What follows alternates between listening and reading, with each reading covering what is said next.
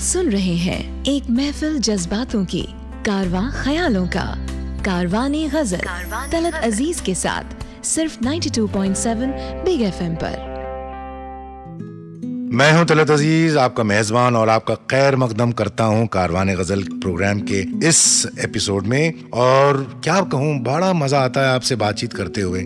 Please भेजते रहिएगा अपने तासुरात, अपनी फीलिंग्स। हमारा प्रोग्राम अच्छे से अच्छा बनता रहे आपके लिए और आपके खातिर ये हम पेश करते रहें। कल यानी कि आने वाला कल गुलजार साहब की सालगिरह है, तो इसी मौके पर मैं उनको बहुत ही दिली मुबारकबाद देता हूँ। सालगिरह मुबारक जो कहते हैं हम, हैप्पी बर्थडे। हम अल्लाह से, भगवान से और खुदा से ये दुआ करते हैं कि उन्हें सेहत, तंदुरुस्ती और ढेर सारी खुशियां दें। ऐसे शायर, थिंकर, पोएट, फिलोसोफर।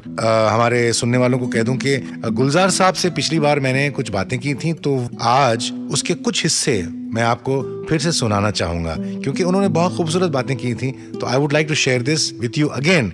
शुरुआत करते हैं। सबसे पहले तो तहे दिल से शुक्रिया अदा करता हूँ मैं आपका। कारवाने गजल में आपने शिरकत की तो मेरे ख्याल कारवाने गजल की हमारी इज्जत बढ़ गई। बल्कि मैं मशहूर हूँ कि आपने मौका दिया और इस कारवान में तो शामिल होना हमारे लिए एजाज की बात है। अच्छा, ये आपसे पूछना चाहूँगा गुलजार साहब के मेरे ख्याल से 63 या 62 से आपका शुरुआत हुई और अब तक आपके हिसाब से सबसे बिगेस्ट चैलेंज जो आप समझते हैं, आप क्या क्या क्या क्या हो सकता है? अच्छा, फिल्मों में नहीं आना चाहता मैं। PWA का हिस्सा था, इप्टा का हिस्सा था, बॉम्बे यूथ कोर का था, और उसके पीछे एक कॉम्प्लेक्स ये था कि मैं तालीम पूरी नहीं कर पाया था because of the family circumstances. Actually सिद्ध में ज़्यादा पढ़ गया। अच्छा।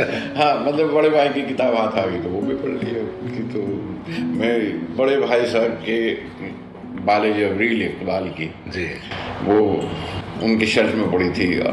मैं अभी मैट्रिक भी नहीं किया था तो वहाँ से चोरी कर ली। वो आज तक वो किताब है मेरे पास, और बड़े भाई हैरान होते हैं कि ये तूने कैसे संभाल के रखी हुई है। आज तक है वो किताब, अब तक रखी हुई। लेकिन कुछ दोस्त यार मेरे जी जो फिल्मों में थे वो मिलते थे वहाँ। शैलेंद्र मिलते थे, सलीला मिलते थे, ये बलराज जी मिलते थे, और PWA के राइटर्स मजरूर साहब, बेदी साहब, सब लोग। उन्हें सामने देख के चकाचौंध हो गए।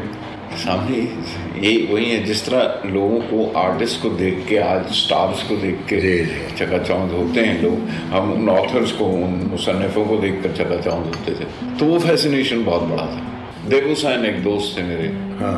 तो शैलेंद्र की कुछ थोड़ी सी नाराजगी हो गई थी सचिंद्र बर्मन, सचिंदा के साथ। अच्छा। तो नए हमने लिखे, हम नए राइटर के साथ नहीं लिखा, दूसरे के साथ लिखे। वो रूठ जाया करते थे बच्चों की तरह, सचिंदा की आदत थी। तो शैलेंद्र मुझसे कहा कि तुम जाओ बिमला से मिलो, गाना लिखने।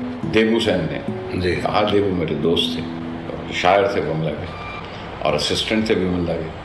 तो उसने कहा, तो मैं कहा नहीं, मुझे जाना नहीं है यार, नहीं लिखना। मतलब ऐसे ही उसने जाके शिकायत की शैलेंद्र से, डांट पड़ गई। वो मुझसे सीनियर भी थे और दोस्त भी थे। तुम क्या समझते हो, फिल्म लाइन में सारे अनपढ़ हैं, जाते क्यों नहीं? और मैं एक मोटर गैरेज में काम कर रहा था उस वक्त, कहीं तो रोजी तो कमाए। तो उन्होंने समझाया, तो मैं मोरा गोरा अंग ले उसमें लिखा था। गाना पसंद आया सबको, अच्छा भी हुआ।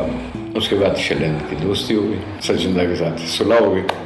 सचिंदा ने कह दिया, नहीं हम नए राइटर के साथ नहीं लिखेगा, नहीं, वो हमको शैलेंद्र चाहिए। अब वो बुजुर्ग लोग अब उस वक्त को इसी तरह से, बूढ़े लोग इसी तरह जिद करते हैं, जैसे मैं अब सीख रहा हूँ ऐसे जिद कर रहा हूँ।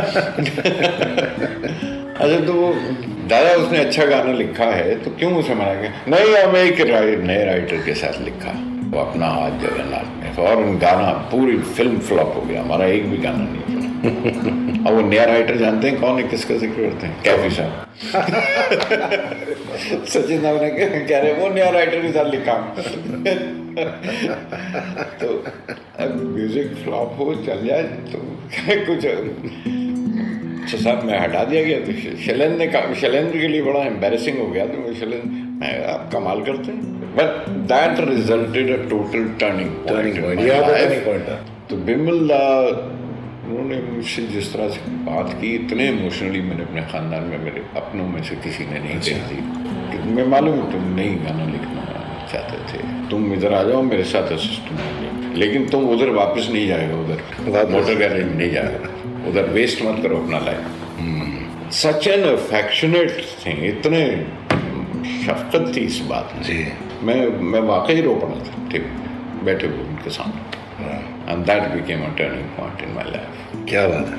तो आप लोगों ने मुझसे बहुत बार सुना होगा गज़ल क्या है, गज़ल की क्या डेफिनेशन है, लेकिन आज गुलजार साहब की ज़बान हम जानेंगे उनके लिए गज़ल क्या है थोड़ी देर बाद वापस आकर। जब तक आप जुड़े रहिएगा। और ये मैं हूं तलत अजीज, ये है कारवाने गज़ल 92.7 बिग एफएम पर। गज़लों का काफिला चल निकला है, साथ चलिए और सुनते रहिए कारवाने गज़ल तलत अजीज के साथ, सिर्फ 92.7 बिग एफएम पर।